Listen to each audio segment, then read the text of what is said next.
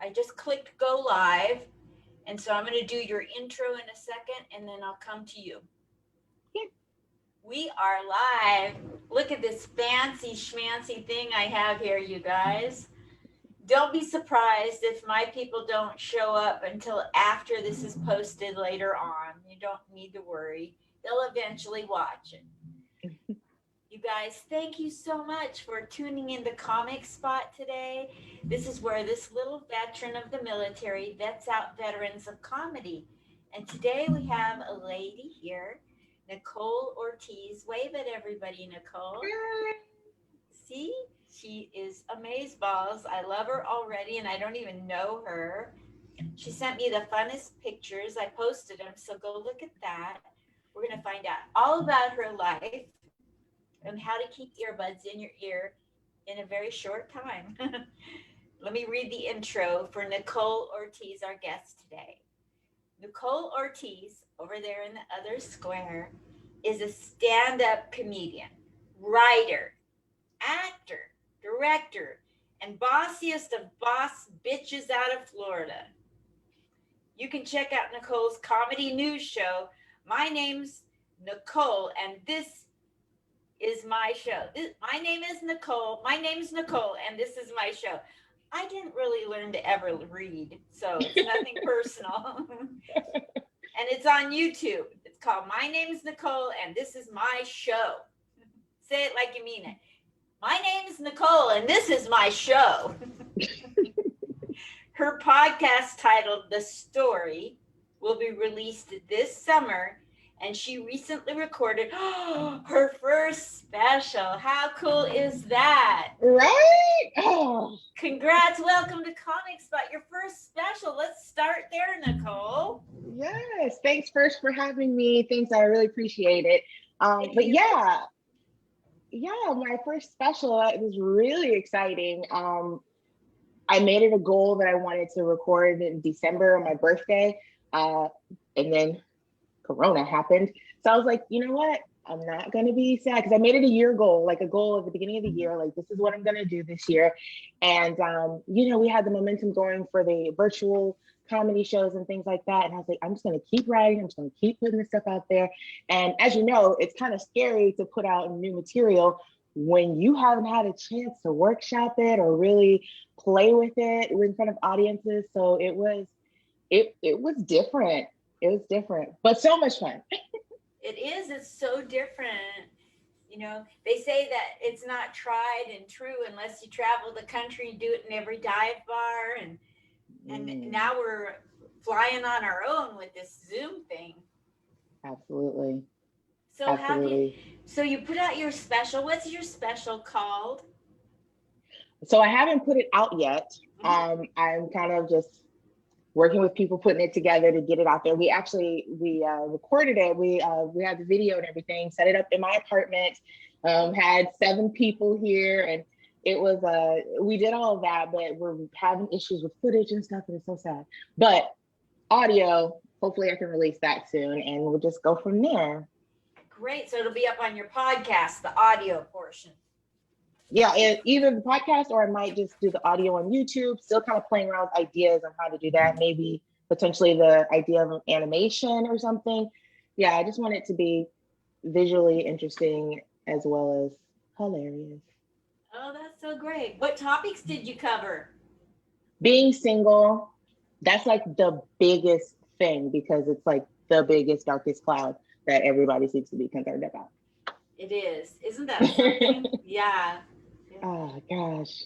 So talk a little bit about your perspective of being single. You can say anything you want, and then we're going to go back in your life to growing up and growing into being funny. Okay. So for just being single, it's just kind of, right now I live in the South and I live in Florida right now, and it's just kind of North Florida, not like South Florida, where like the people are just a little bit looser and just better. North Florida, there's just like that old country, and no disrespect to Southern people, but you understand what I'm saying. But it's just that you're 18, why you're not married yet? You're 20, why don't you have a kid yet? Kind of thing. And that's just not me nor my plan. Never was it my plan when I was younger. You know what I mean? Like you definitely start feeling that pressure when you're like 23, 24. Like, oh, look, I'm with this guy. I guess we're gonna get married now. And it's like, dude, slow down, you know? And so like being a little bit older than 24, you're like, and you don't have a boyfriend and you don't have any kids, and what are you doing? And like I would say so many times, like going into professional settings were like not so much comedy and entertainment, but my 9 to 5, the first thing that they ask you when they're like, hello, what's your name? Do you have a husband? Do you have kids? Oh, and you're already kind of boxed in or whatever. And it's just, it's it's hilarious.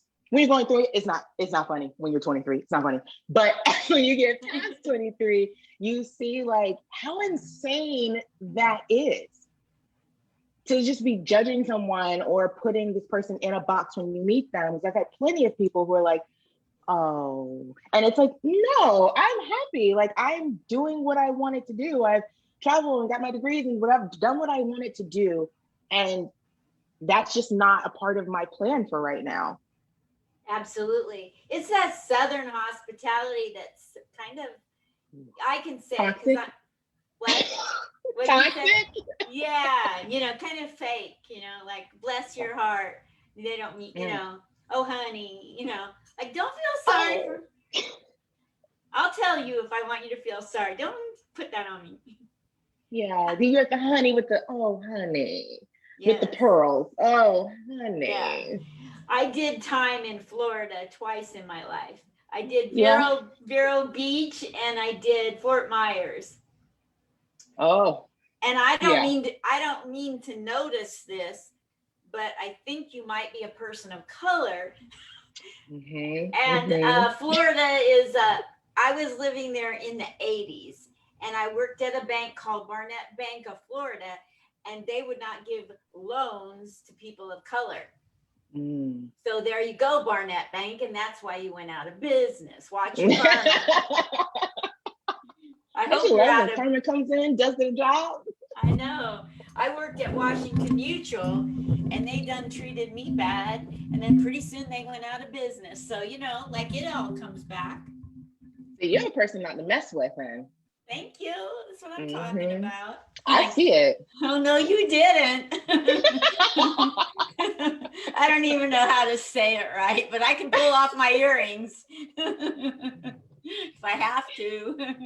Yeah, you spent Anyway, some time in Florida, and Florida probably taught you how to get a little scrappy. yeah, I'll tell you. Oh my gosh. So let's talk about you, Nicole. Let's go back into your childhood.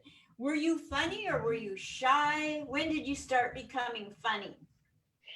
So I was really shy and quiet when I was younger. My dad, I watched another interview and you're saying you're an army vet. My dad's an army vet. Oh, Yeah, he no way. retired from the army. Yeah, That's so yeah, cool. Is it too yeah. late So to be your stepmother? it's a little late. I'm sorry, I'm desperate. But growing up military, like a military brat or whatever, we moved around a lot. And I I was one when we moved to Germany, and we were there until I was 6. And What you city? know, Schaffenburg. Yes, in Yeah, Schaffensburg. Yeah. yeah, yeah. I was in So Hanau. I was just oh north of yeah, you. nice, Oh, wait, nice. Schaffensburg. I used to go shopping. I take the train. It's very close to Hanau. uh Yeah, I go I don't shopping and shop. remember. Oh my gosh, we're really close. We are so close. Okay, Yeah, back to you. so no, you're good, good. Yeah, so we were over there, and I just I don't remember too much of it, but I know that I was very much reserved, and I just played in my room. I was the only child at the time. Like my brother didn't come around until I was 5 or so. So he's a little boy. I don't want to play with him at the time. You know Yeah, what I mean? So yeah. like I was just kind of in my bubble, and I had my aunt would send me all the Disney movies and toys and stuff like that. My room was like throwing up Disney everywhere. And I would just watch those movies. I'd watch those movies over and over again and sing songs and just act things out to myself and act things out with my dolls. And I was just very much like in my space and everything like that. And then when we came to the States and people started talking to me, like my family's from South Georgia. So this little prim proper girl who learned English in America, I mean, in Germany, you know, very literal with the language and everything like that. I remember there was a dragonfly. I was terrified. I was like, what is that creature? And someone said, that is a dragonfly. And I knew at 6 that dragons were not real. I knew that much, but I did know that things are usually compared to things for a reason. So I screamed bloody murder. I ran, and for a couple of weeks, I was terrified of dragonflies. And if anybody's been to South Georgia, that is dragonfly territory. Like, I'm terrified to go outside. So those things I was kind of being laughed at. But after, like, just kind of, I think it's still kind of just like being very, in your experience in Germany, like experience it as an adult, did you find the people to be more, that's it, this is what I have to say, and we're done here, blah, and not necessarily in a rude way, but just kind of very business-like, matter of fact. And I think that people found that funny coming from a child. So like we're visiting family in South Georgia, and I get that, and then we moved to Washington State. We were in Fort Stewart. No, it wasn't Fort Stewart. Fort Stewart. That was Georgia. My dad did that, but I can't remember the name of the base in Washington we were in. It was outside of Seattle, I do believe. Fort Lewis. Fort Lewis, Washington. Yes, we were in Fort Lewis. So then after that, we came down to California, and I don't remember the name of that base, but it got shut, or they got the families out of there. So then we were living in Moreno Valley. So in California, I did fine because it was very much like the neighborhood I was in. Nobody was trying to, like, you know, do too much or whatever. Like, we were just all kind of matter of fact, and just everything was cool and fine or whatever. But then we got back to Georgia. when my dad went to Italy, we came to Georgia, and oh my! But it was at that point, I think I was a bit more, you know, you kind of just grow to not be like too attached to everything. You know, of course, before Facebook and things. I don't know how young some of your people are before Facebook and all that. You just kind of, you didn't see those people again for the rest of your life, or you wrote a letter, and that's that. So I just kind of used to just like letting things kind of go, and kind of people kind of, and I still kind of function that way, just kind of moving and shaking. Like, I'm here for a good time, not a long time. And I think that's just where it kind of, maybe middle school was kind of where I'm just like, yeah, dude, whatever. I don't care. Yeah, that's fine. Yeah, I'm going to say this reckless thing, and I don't care. I don't care. Like, not that I was mean, but, you know, just kind of like, yeah. You like me, you don't like me, take a number. There's a stack of numbers on both sides. Oh my gosh. And so then at what point in your life, Nicole, did you decide, you know what, let's fast forward to the moment that your brain said, I want to face rejection every day of my life? Yeah. I think, so I went to college, and I was very much like, my friends made fun of me for being this way, but I was always that person who was like, I'm here to have fun and I'm a good time, but also I'm like, no, I have to make an A. No, I have to do the extra credit, even though I already have like a 98%, just because it's going to look good for college. I was that kid. So it was very, very just opposite, just annoying. And so I went through college doing that or whatever. And I wanted to study theater and everything going to college. And of course, you know, you get that's not a real thing. You need to get a real degree deal. So I went into criminology, and and it was, I enjoyed it because like at first I wanted to go into the military, and my dad was like, you will not. No, you won't. He was a cock blocker. Yeah, he was like, you will not. He was a recruiter at the time too.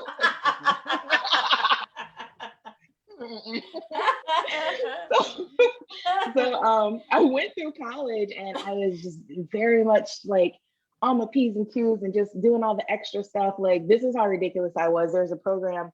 I went to FAMU, Florida Agricultural and Mechanical University, and because I wanted to be an HBCU, because around military bases, we're not the majority. So it's like I wanted to be in a black school. And Yes. They only had criminal justice instead of criminology, but Florida State, which is literally right across the railroad tracks, had criminology. It's literally the landscape of Tallahassee. Which one's on the good side of the tracks? Florida State. Like, okay, that side is like it's getting better, but that other side is like build up and it's ridiculous. It's a insane. joke. That's a joke just waiting for you there with the Honestly. other side of the track. Honestly. So I went ahead and got into the program because they had a program within that program that you could get your master's degree a year faster. You could do graduate courses your undergrad year. So being the extra person that I was, I'm like, I'm going to transfer universities. I'm going to get in that program. I'm going to do X, Y, or Z. So like, I was literally having a conversation with a friend earlier where like, I was one of like 15 people in a graduate course. I was 20 years old. I'm the only Black person. You know what I mean? Like everyone else is averaging like late 20s, early 30s, mid 30s or whatever. So like I'm already like ridiculous. And of course there are like life events and things that people are talking about that I don't know what they're talking about. Like, you know what I mean? So yeah, so I did all that, and then I went and got my master's in criminology, and it was just like, so I just did what I thought I was supposed to do. Like I went through like, you're supposed to do this, you're supposed to do that. I got a job working for the state doing law enforcement, you know what I mean? And I was so unhappy. Like I was very much like, you have to do this, you have to, because everything I was doing, all my goals were set to have to for like this supposed future that is supposed to be so great or whatever. And it's not. That degree doesn't mean shit. Neither one of those degrees mean shit. Because when I came out, I had to work a temp job. I was working for a temp agency, barely making any money. You know what I mean? And like, then the job I was doing was like bullshit because they feed you the crap in school. Like everyone gets fed the same lie. Like, oh, when you get your degrees and you'll come out making $45,000 a year. And I know that's more in other places, but again, this is Tallahassee, Florida. But like that's not the reality when a lot of us came out of school for like several years. It's been the same for people, and it's unfortunate. But you have, in school they like, oh yeah, you're doing this for a reason, for a purpose, and then to find out it's like there wasn't, and I sacrificed all this time and these opportunities and things that I truly wanted to do to still be on the shit end. Like you guys said that if I did acting, this is what my reality would be, and I'm still here. So let me go have fun. Let me go do what I want to do and challenge myself, put myself out there.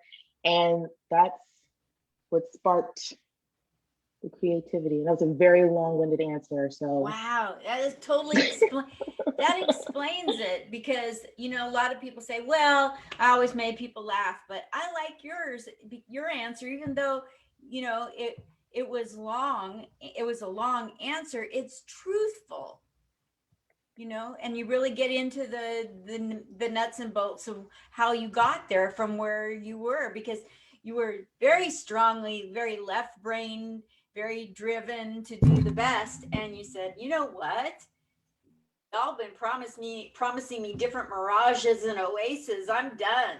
Yeah. I think it's so crazy that this world kind of feeds you this idea that happiness is on the other side of whatever goal or whatever thing that you're supposed to do. And it's just like, I'm working on it personally, trying to find happiness in the now, because yeah, I do want happiness in my future, but like in the meantime, can I not be miserable? Yes. They say that if you're worried about the past, regretting the past, or worried about the future, that gives you anxiety. The past gives you depression, the future gives you anxiety, and the only peace you ever have is this moment. This moment. Like, I'm in front of you right now. This is all that matters. And when you focus on this moment, it's amazing how all the stress goes away. So hard. Something I have to practice. So and like you focus, like I go for very slow walks on purpose. And I notice a little square in the sidewalk. And I just try to relish that and notice it. And then I pick something else out to notice, to practice. Okay, this moment, it's this square in the sidewalk. Now it's that flower. What's it? And then like it has to be a habit of being in the moment. It's very hard to do. Takes practice. I'm gonna try that. Yes.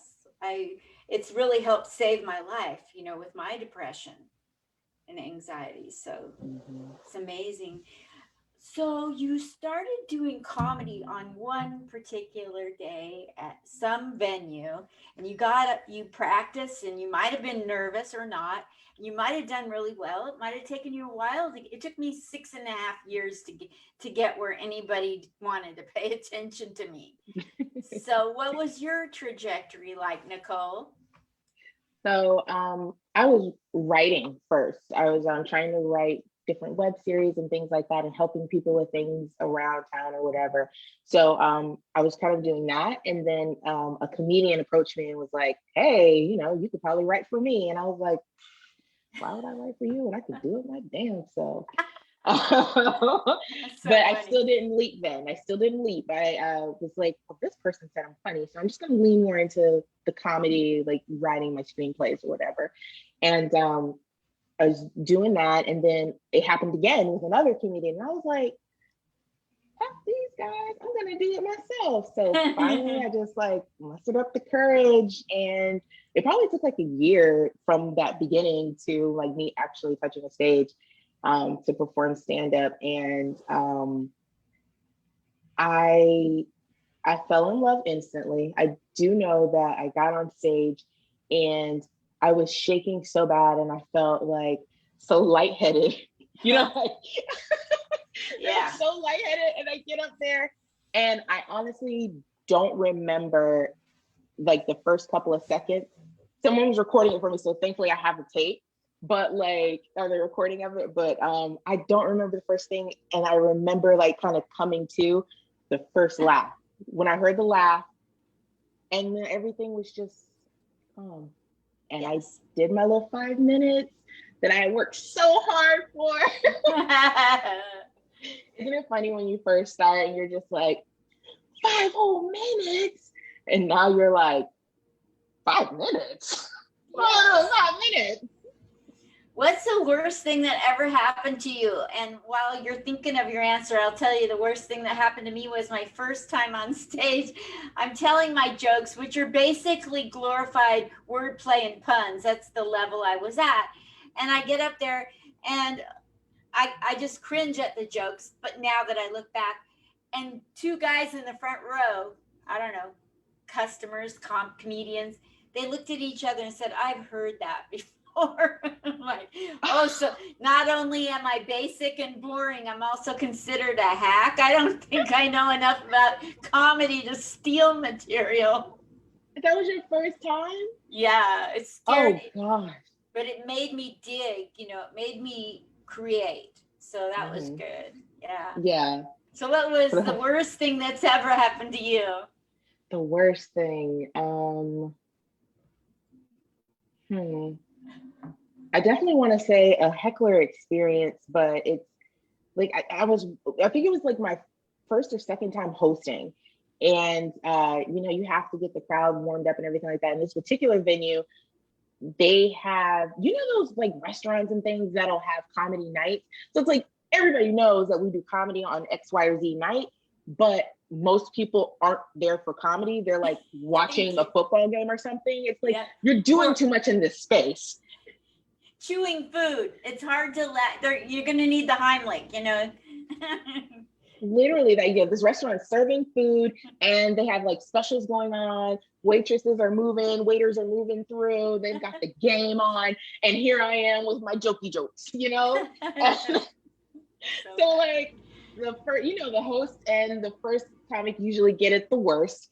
And like I'm trying to go and of course I pick something that usually lands and usually gets people's attention and everything like that. This one guy was like so drunk and he's like on the front row, and I brought a date that night. Oh, it was so embarrassing. So like he's there like at the front table and the guy's just like, I know that one of the lines or whatever, there's like one of the lines of the joke is like, I'm just trying to tell jokes. Because of course it was mocking another situation where, you know, comedians, whatever. And the guy goes, and I'm just trying to hear one. And everybody kind of looks at him like, what are you doing? And he mumbles some other stuff, and he's like sloppy drunk. And he's like mumbling something to somebody, and somebody else is like trying to like make him sit down. And of course, what'd you say, sir? What's that? I can't understand. The muffles, I don't understand. I'm going to continue if you don't mind. So I go back to do my thing. And as I'm kind of addressing this side of the room, I see in my peripheral this big gator man approaching me. And he comes on stage and he's like, and again, he's that close to my face, but I still don't understand what he's saying to me. He is that schmammered. I'm like, I don't understand. And then like the showrunner's like, about like the showrunner and like another guy are approaching, and then like he like ends up sitting down and he's mumbling something else. And then like the guy I was with said that he said something like racially charged, but I didn't hear it. But he was like, and he wouldn't tell me what he said. He's like, don't worry about it. Don't worry about it. Because they ended up like escorting him out eventually. So, and like the showrunner kept apologizing to me profusely. I'm so sorry that happened. And I'm just like, what did he say? No. So that was the worst, I think. Wow. That is pretty bad. Oh my gosh. Yeah. I bet we could really compare stories. You know, like there's a lot of things that happen. How many years have you been doing comedy? I'm going into my 4th year. So yeah. Okay. So you've been at a lot of venues and you've probably seen crazy things, weird, hard, stupid, and scary. So that was both weird and stupid and crazy. What's been the hardest thing you ever encountered? The hardest thing, I think, okay, oh my gosh, there was this really small place, it doesn't exist anymore, LOL Nacho, and literally the room, this is when I first started doing comedy too, so like I'm fresh, I don't really have my rhythm yet, and it's like a thin little hallway. There's like 2 or 3 people working behind the counter, and my cousin came with me, so I don't want to count her as an audience member. And there were like 3 or 4 other comics in the room, some were out smoking, and I think there was like two people who were actually audience members. And at the very beginning, and sometimes now it's still kind of difficult, but at the very beginning, it was very hard for me to work smaller rooms because I'm like, I can see into their eyes. They can see into my soul. They know I'm not confident. So like now, yeah, so true. Yeah, like they'll eat you alive if you're not ready. But I wasn't ready, and I wasn't. So so like I'm telling my jokes or whatever. I bombed with the two audience members, and there was one joke about this movie, Bebe's Kids. Have you heard of that? It's an older What is it movie. called? Bebe's Kids. No. So these badass little kids. It's like from the 90s or whatever, but no one in the room knew what I was talking about except for one comic, and he laughed so hard. And it was the only laugh I got the entire show. He laughed so hard, it kind of made me laugh. And it was just like, it's just like silent, and you just hear him, and and another thing I used to do at the very beginning too, when I would bomb, I would just kind of like, instead of just going, just keeping your pace and everything, I just get them out so I can get off. Just get them out. If it's 3 minutes, so be it. F you. I don't care. So it was really hard to work that bomb. But I learned a lesson from it. Like you said, you learn lessons from those bad experiences. Yes. Oh my gosh. Oh my gosh. So, what's your favorite type of comedy to watch other people do? Because you have a style, I have a style, and my style of delivery is totally different than what I want to go watch. Are you the same way? Mm, no, Or do you I think like I every listen kind of to, comedy? I think I like everything, and it's still kind of, I consider myself still kind of young in the stand-up game because, it's only been Yeah, going on four me too. years. So it's like, yeah, so like I Yeah, me still too. want to, yeah, so I still have that room to want to grow and want to explore other things. And like, I know one of my strong points is not, one-liners is not like a strong point of mine. So it's like, I need to exercise that muscle. So like, I think I'm still kind of picking up everything. So I'll watch everything. Yes, absolutely. You know, being a woman, which we are, and being a woman of a certain age, and like when I go on stage, if I go into a story, they'll tune out. Or if I'm talking about something back in the day, if I use the wrong tone, they'll think that I'm talking down to them.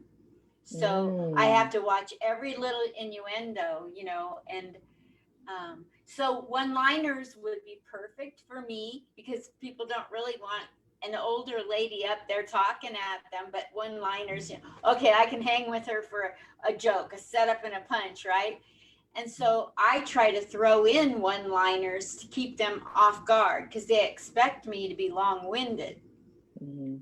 Like sometimes I'll tell a quick story and then I'll say, "Excuse me, does anybody know what Walmart's return policy is on butt plugs?" Sure. Just something like a commercial interruption, like because Hmm. they're gonna tune you out if you don't have everything in. I'm not young, it's a lot of the crowd is young, so Mm. I do weird things. Yeah. What do you do to relate to people who aren't like you, or to mix it up to keep yourself um, like relatable to a wide audience? That's what I do. Um, yeah. So for me, like the bulk of my material doesn't have to be as wide ranging because only because I'm in Tallahassee and there's like the college town and like the places that in Panama City and things like that. I don't have to do it as much right now. But people can relate to being single. People can relate to like being the only Black person on a job, or even if you don't have that personal experience, so many people who are more aware of things that are happening, when they hear the old, like what this old Southern gentleman said to me, it is like funny for them, or it's just kind of like, oh my gosh, they can understand that or whatever. So like, I think that I have that benefit in those couple of things because I can take that a lot of places or whatever. Some of my jokes that are meant for just like kind of college-ish audiences, I can be a little bit more vulgar. I can talk about my hoo-ha a little bit more, you know what I mean? But I wouldn't take that everywhere. So I think that, but for like for being relatable on like a larger scale, um, I think just like everyday kind of things or whatever, like going to the car wash and not knowing what you're doing, whether you've been in that experience or if you're like usually, and I hate to kind of put it on the thing, but like guys will be like, yes, just like my sister, just like my daughter, just like, you know what I mean? There's still that someone that they can connect to. So it's just kind of like just the human things, whatever. Like my dog, I have a joke about my dog, me spending so much money on dog food for my dog to literally eat her own shit. Like, and That's everyone can funny. relate to it. It's infuriating, but everyone can relate because we all, those of us who have pets, we love our pets and we take care of our pets. And even the people who don't necessarily want to have a pet are laughing at me because they're like, girl, not only do you have this dog that I would not have, you spend good money on it and it throws it back up and eats its poop. Like, so I think that just the everyday is more real, like relatable for everyone, like on a wider scale.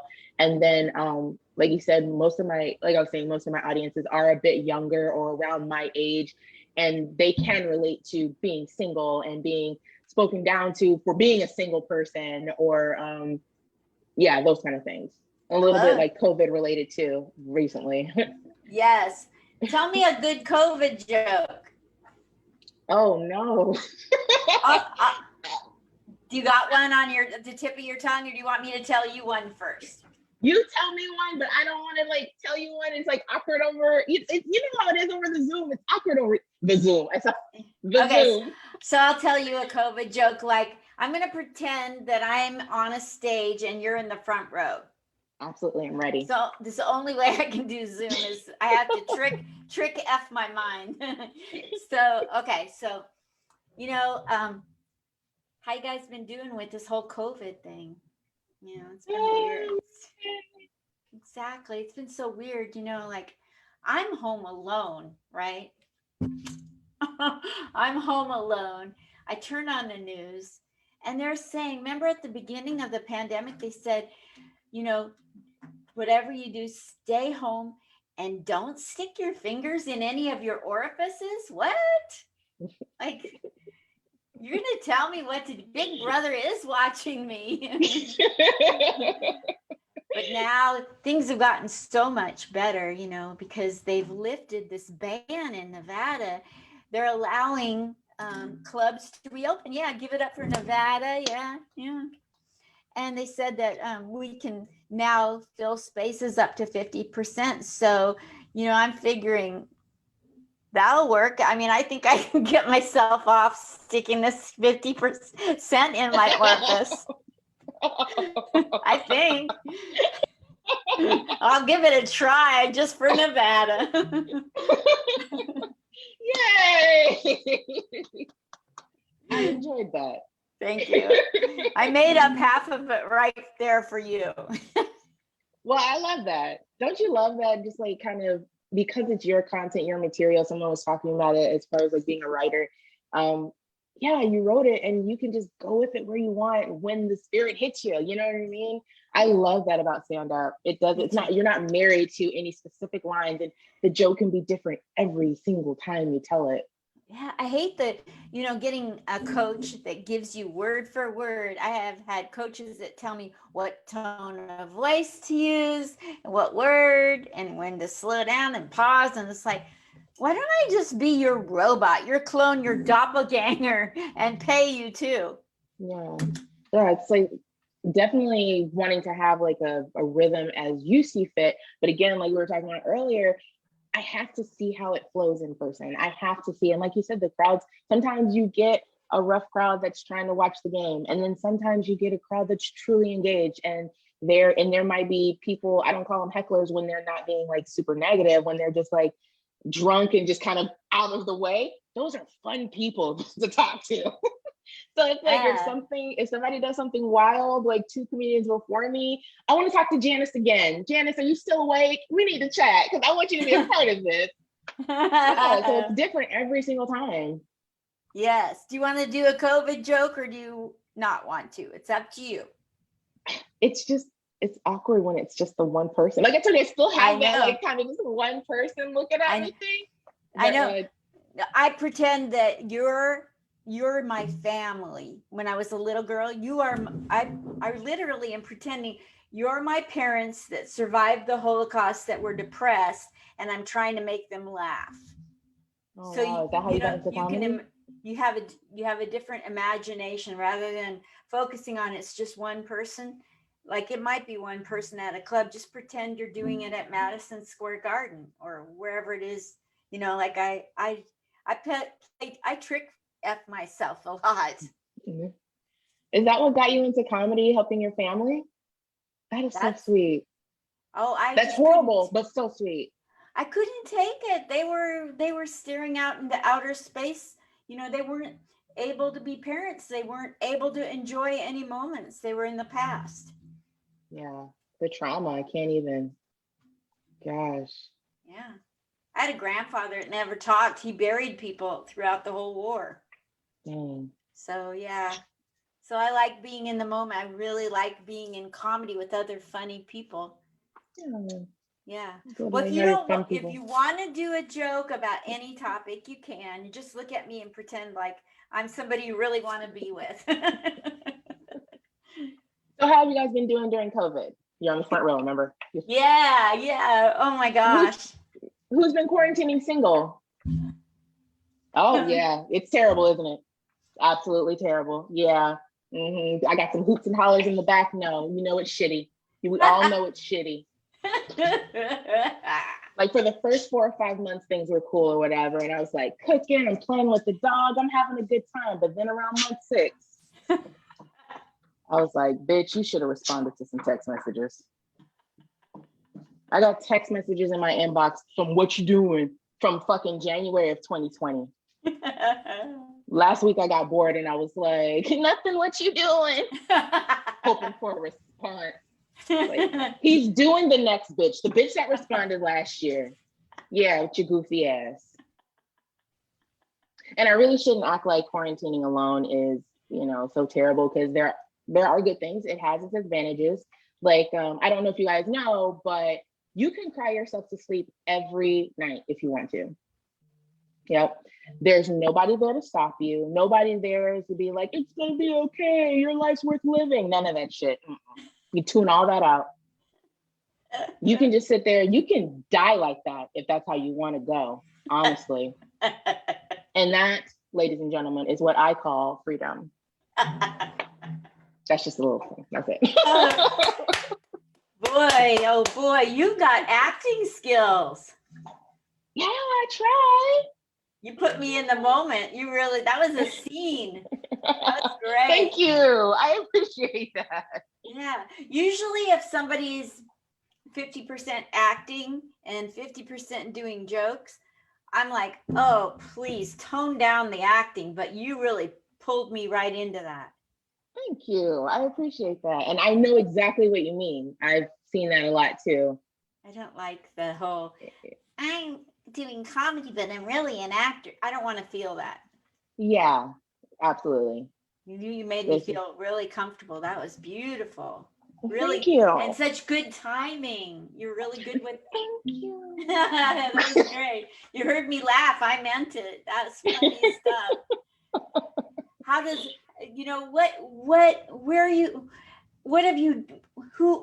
What kind of things do you want to brag about that you've done since you've been in comedy? And where do you want to take your comedy? And what do you got going on after this pandemic? Let's hear all that. I don't have much to brag about yet. Like I'm the farthest I've got to travel is Mississippi. I like that. I don't have much to brag about. I don't have much to brag about. I bring them everywhere I go. No, but yeah, as far as comedy, like, I still feel like a youngster. I'm still trying to make it happen, trying to make things shake and learn what I can. The farthest I've gone out is Mississippi, and I bombed there. So yeah. I'm still on a journey. As far as where I want to go, I definitely, I don't know how you are in signs. I'm a Sagittarius. I'm very hopeful and optimistic and all in the clouds. I see myself selling out Madison Square. Oh, you had me concerned about selling out. I'm like, what? Oh no. No, I'm all over posters and billboards. Everyone knows who Nicole Ortiz is. But the thing is, and I'm still trying to navigate this at this point, because I want to act and write and direct and be a comedian. I just got to figure out where to move and shake within that, because I'm still trying to put, you can't be perfect and everything, but still trying to learn as much as I can in all of those avenues. And, sometimes as women, we are considered, doing too much. But if we were men, it'd be like, oh my gosh, you're gonna take over the industry. So I'm gonna take over the industry. That's my plan. That's so cool. Yeah. So, have people come along to help you with your career, or would you say you've been self-taught, figured it out yourself? How's your trajectory been so far? What can people do to come along and help you? So at the very beginning, it was kind of the self-taught thing or whatever. And then as I pushed myself into more uncomfortable spaces and things like that, that's when I was blessed to meet people who were aspiring for the same things as me, and like were more knowledgeable and provided more research, well, resources and networking. And so now I'm in a space where I am constantly, excuse me, my puppy. My puppy just, please go. Come on, she wants to say hi. I don't know if you can see. Come on. I want to see your puppy. Hey, puppy. Oh, Hey, puppy. Okay, now go get on your Hi, pillow. baby. What's your puppy's name? Nala. Nala. Nala. And I call her puppy. She is a full 5 years old. Oh. Okay, go get on your pillow. Bye-bye. Okay, moving the cameras and whatnot. Now I've lost what I was saying to you. That's okay. So you networked and you got around other people with like mind of yours, and so that's and as you got yourself into uncomfortable things, then the path opened up. Absolutely, which kind of solidified in my mind, I'm doing what I'm supposed to be doing. This is like my purpose. This is where I'm supposed to be, and I just have to push full speed ahead, you know? So I'm now in a place where I'm just surrounded by resources and information, and I'm continuing to be a student.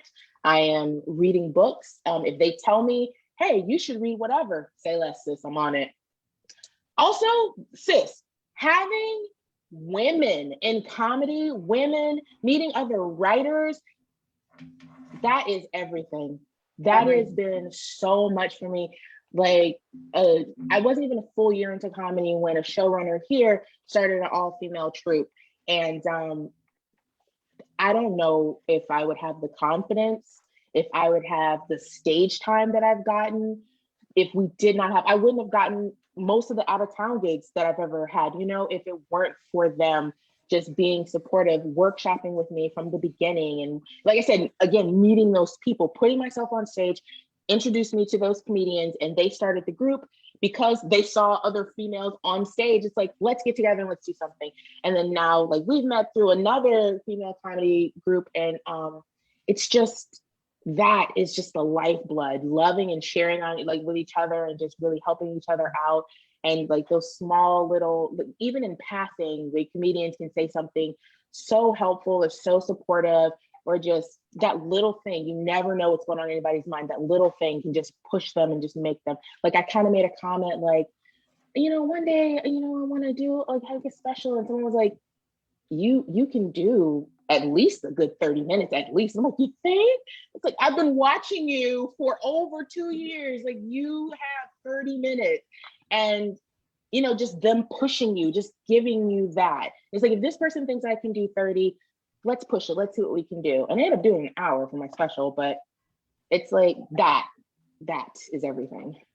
That's fabulous. Fabulous. I'm so glad to hear. And yes, us women should help each other. There's way too much from the time we were little. The system has helped women. I mean, look at what they did to Tanya Harding and Nancy Kerrigan, as if they didn't have problems enough. But the media pushed that into more and more drama. And we need, as women, to stick together and not let the powers that be make us cat fight with each other. We don't have to be that way. Absolutely. And even like in my little bubble, like there was at one point, like I was the only Black female comedian in like our group, or like that would show up at this particular venue and things like that. And another girl showed up, and I was so excited. I was so happy. And as she's on stage, I'm truly enjoying her performance. A guy says to me, what are you going to do? There's another Black girl here. What are you going to do? I said, I'm going to cheer for her the loudest. What do you mean? Like, there, and I literally told him there can be more than one chocolate drop here at a time. It's fine. Yeah, like, what the heck? So yeah, it's those little things. It's like not just women, because, you know, there can be lineups with only one woman on it. Yes. Or none. Or none. Yeah, absolutely. That happens a lot. But it's like a lot of times you're there with just the boys, and sometimes they don't want to chat with you. They're just kind of, we're the boys. So I'm like, oh, okay. Yeah. That's cool. The testosterone club, you know, when they're coming in high-fiving and whatever they're doing with their fists and each other, I'll just go up and go, me too. Come on, let's do this. I'm here, like, yeah, you can get ignored if you don't assert yourself. That's for sure. Absolutely. Yeah. But then I'm kind of like, too, like where I still have that kind of standoffish a little bit. So like if they're doing their little high five broy thingy, I'm just kind of like, I'm gonna sit here, just look around, just watch. And that's not good for me in comedy, but still, it is a reaction. I got done doing comedy like a year and a half ago at a club, and I'd been there. I'd been going and going and going with other comedians, and I got done doing a guest spot, and somebody said, "I didn't even know you were a comedian." I'm like, "Yeah, well, whose fault is that?" Yeah, clearly on the lineup. I hate that. Exactly. But that, like, it takes time for, women. I think women still have to prove themselves that they're going to act respectful to, and like not try to upstage, or get all the attention. And, like we have to start out kind of slow and prove ourselves that we're good people, and and act appropriately. Like when the, like women, I'm a baby boomer, and we took second place to men, and I can't go into a club and go, you know what, bitches, give me a spot. I'm not that way. I see it being done all the time. I'm here, I'd like to get on stage. I'm not that way. I'll wait for my turn, and I'll get to know everybody. And I'm not able to assert myself like I see the young guys doing, or the legends, or I see people come in from out of town, walk in and go, "I'm so and so from such and such. I want to get on stage tonight." I don't do that. I like, you get to know me, I'm funny. Do you want to put me on? I'm here to watch, like, I don't how are you when you go into a club? Do you walk up to the, like, if you're there watching and you're not booked, do you say, "Hey, do you have a spot for me?" No, I don't say it like that. I just like, hey, I'd love to find out how you do your lineups. Are you taking signups? Or you just kind of figure out their situation? Definitely don't want to bogart, but definitely just like let you know I'm interested. And if there's a process, I'm willing to go through that if you have space for that. So there's that. That's what I kind of do. That's good. I like that. Yeah. Thank you. Yeah.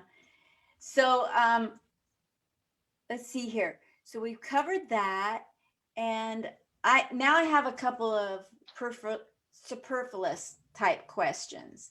You've lived in this crazy world, and you've seen the good, the bad, and the underbelly of America. So, what would you like to see come out of the pandemic that will be a good change without being political or religious? Just like human nature. What Yeah. can be better?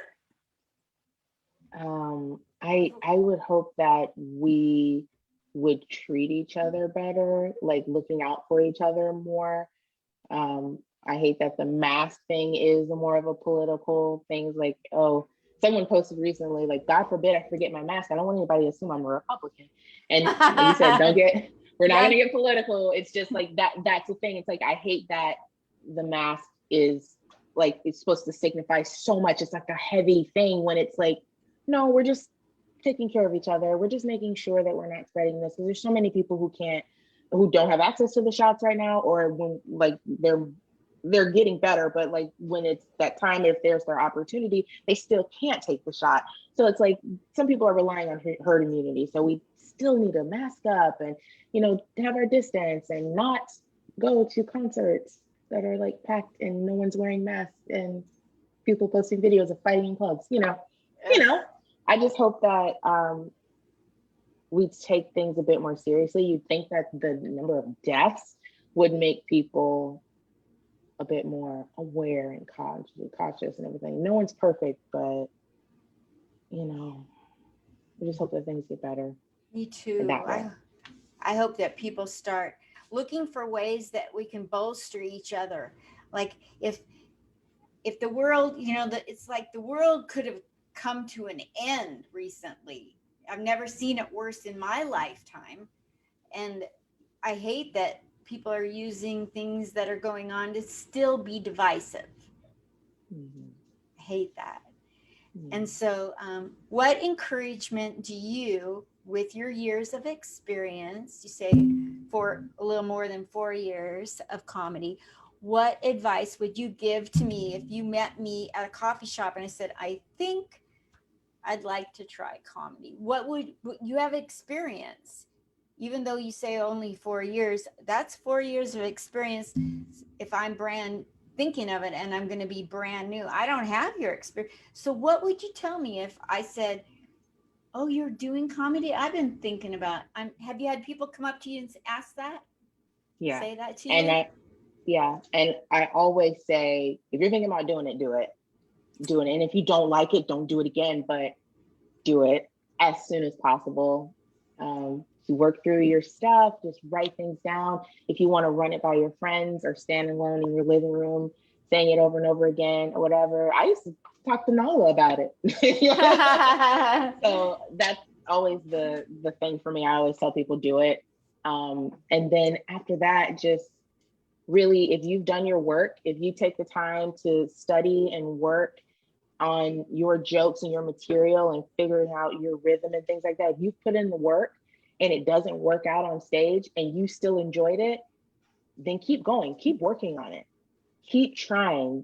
Because I've also had people say, well, I tried stand up one time and I didn't do well. It wasn't for me. Hey, it could have been the environment. It could have been the delivery of the joke. Your nerves could have been coming through the joke. So if you enjoyed it, do it again. I like Also, go to workshops. If there are groups of comedians or writers coming together to work on jokes and things like that, get with those people. People are resources. People are helping you learn things and things like that. And I know a lot of times when I first got into stand up, I didn't have any comedian friends. I literally was just the one person in my friend group who was like, I'm going to try this thing. And thankfully, they were supportive. I had a table full of people at my first time, and they came frequently when I first started doing comedy. So having friends that are really there for you and encouraging and supporting and sharing your dreams and ideas with them is what's important, because those friends, especially the people who are in comedy or in writing and things like that, they're gonna hold you accountable. They're gonna double check. They're gonna ask you, how's this going, this or that or whatever. And sometimes if you feel seen, that helps you keep going. Like, I'm doing something, I'm getting this energy and things like that. So if you're thinking about it, do it. If you started and you like it and it didn't work out, give it another try, and then surround yourself with love and support. Wow. Thank you so much. This has been a great time to get to know you, Nicole. How can we get online and help your numbers grow on social media? Yes. So follow me on Instagram at Nicole Ortiz Deez, Deez, on Instagram. And go there. And then I have the YouTube channel. The link is in the bio.